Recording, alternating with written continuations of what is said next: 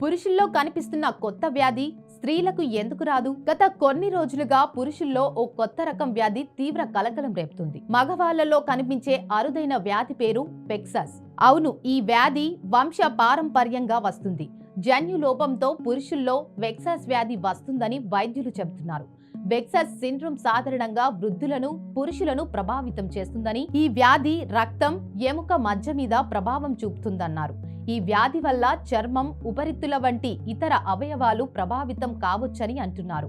చర్మం మీద దద్దుర్లు, వాపు, రక్తం, గడ్డలు ఏర్పడటం, జ్వరం, రక్తహీనత, వైట్ బ్లడ్ సెల్స్ తగ్గటం వంటివి ఈ వ్యాధి లక్షణాలు. 2020లో తొలిసారిగా గుర్తించారు. నిజానికి ఈ వెక్సస్ జబ్బు చాలా అంశాలతో ముడిపడి ఉంటుంది. కణంలో జీవ పదార్థంలోని చోటు అయిన E1 ఎంజైమ్, X క్రోమోజోమ్, స్వీయ వాపు ప్రక్రియ గుణాలు, శారీరక మార్పులు ఇందులో పాలు పంచుకుంటాయి. అందుకే వీటన్నిటిని ధ్వనించేలా వెక్సస్ అనే పేరును నిర్ణయించారు. రక్త కణాల్లోని UBAI జన్యువులో తలెత్తే మార్పులు వెక్సస్ కు కారణమవుతున్నట్టు శాస్త్రవేత్తలు గుర్తించారు. ఈ జన్యువు X క్రోమోజోమ్ లో ఉంటుంది.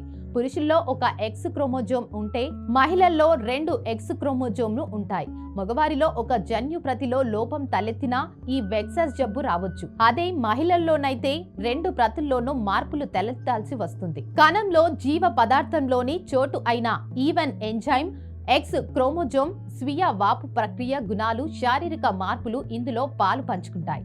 అందుకే వీటన్నిటిని ధ్వనించేలా వెక్సస్ అనే పేరును నిర్ణయించారు. రక్త కణాల్లోని UBAI జన్యువులో తలెత్తే మార్పులు వెక్సస్ కు కారణమవుతున్నట్లు శాస్త్రవేత్తలు గుర్తించారు.